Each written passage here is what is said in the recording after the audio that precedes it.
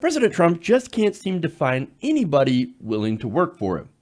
Now, with the news that John Kelly is now running for the hills, and after trying and failing to contain Donald Trump's worst impulses while avoiding his ire at the same time, the president is now left without a chief of staff, or will be. Now, that's interesting. Now, his first pick, Nick Ayers, the current chief of staff to Vice President Mike Pence, was thought by a lot to be the likely favorite to succeed John Kelly. However, there's a little bit of a problem with that. Nick Ayers doesn't want the job. He recently announced on Twitter that he's not interested. He said, "Thank you, Donald Trump, VP, and my great colleagues for the honor to serve our nation at the White House. I will be departing at the end of the year, but will work with the MAGA team to advance the cause." And of course, he is becoming a lobbyist. There you go. Now, one source said Ayers, the father of young triplets, wanted to take the job on for a short-term basis to see whether or not he could manage it. But then, after doing so, grew less interested the more time he spent with President Trump. So look, Ayers is like, man, I really want to move up. I really want to, have this powerful position. Okay, let's give it a test run. After spending a little bit of time with the president, he's like, nope, I'd rather spend time with my triplets. These little kids are so much better than this guy. No, not going to have it. I'd rather be a lobbyist. Look, to be honest, that's the least shocking thing I've ever heard.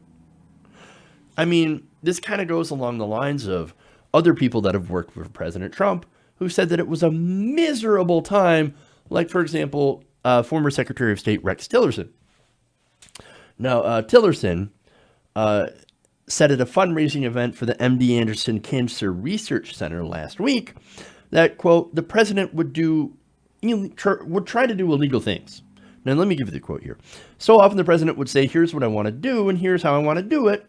And I would have to say to him, Mr. President, I understand what you want to do, but you can't do it that way. It violates the law. He doesn't care, though. He's like, no, this is the way I want to do it. You can't, though. You're literally trying to break the law. You can't actually do that. And then he would throw a fit and then go and call his friends during executive time and bitch. Now, is there any wonder why people do not want to work for this guy, this idiot? Now, that's not the only reason. Of course, yes, dealing with the difficulties probably is the main reason. But you also have the Mueller report. Now, the Mueller report's dangling over the White House like a sword of Damocles. And we don't know what's going to happen. We don't know what's in that report. We don't know what it's going to reveal or what's going to happen because of that. So that's a big unknown. And a lot of people are looking at that like, I don't know. I don't know what's going to happen there. I'm not going to be interested when that thing falls. So, look, and to show you how bad this is, how nobody wants to work for him, just about, not even pathetic suck-up Chris Christie is interested. Now, earlier today, Maggie Haberman shared this from Chris Christie. This is a statement. He said, "It's an honor to have the president consider me as he looks to choose a new White House chief of staff. However, I've told the president that now is not the right time for me or my family to undertake this serious assignment. As a result, I have asked not to be considered for this post." Chris Christie. This is the Chris Christie who basically allowed Trump to tell him to order the meatloaf. No, you're going to have the meatloaf. You're going to have the meatloaf. Okay, yes, sir. Yes, sir, I will have the meatloaf.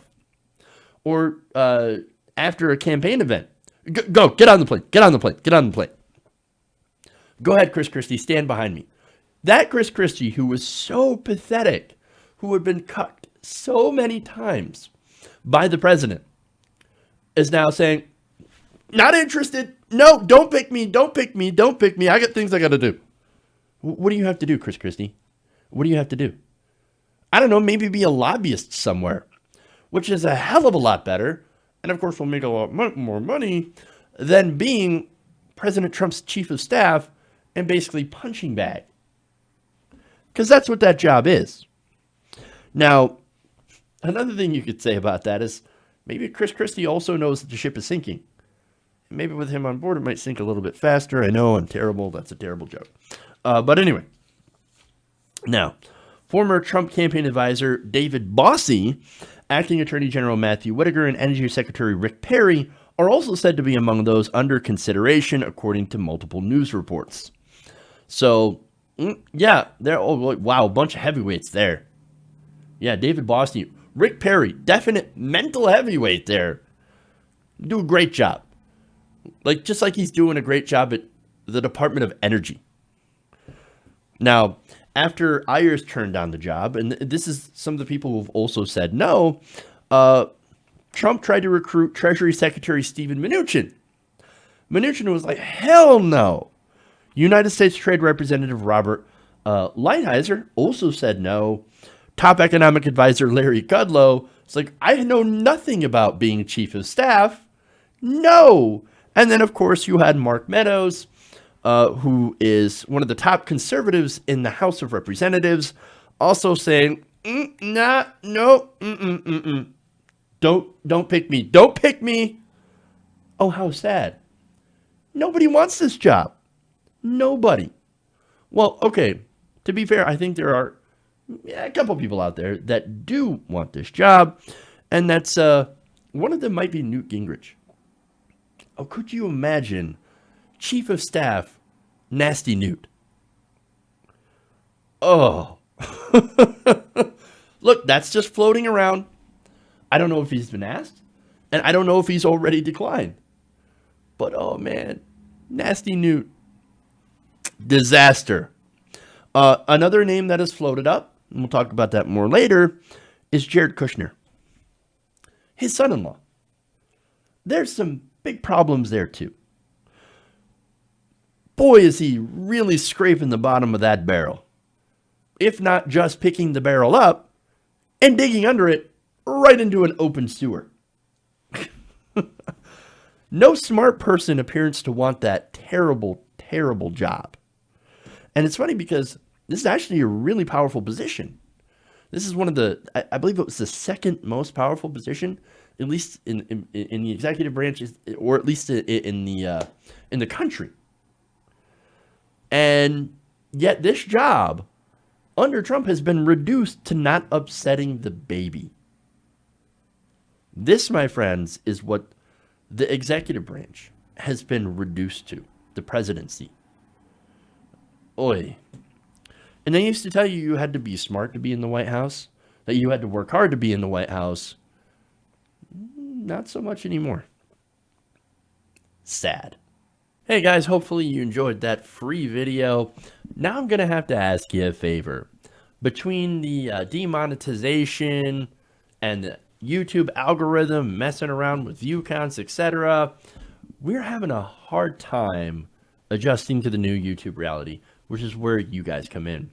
See, we have a Patreon, patreon.com/TYTNation, set up to help us rely on you guys, the viewers, instead of big corporate ads. Look, you know the show. You know how I'm not in favor of big corporations anyway. So help us transition away from relying on the ad model to pay the bills and sign up to be a patron, patreon.com/TYTNation. That goes a long way to help us keep the lights on. And you guys will know that you're supporting independent progressive media.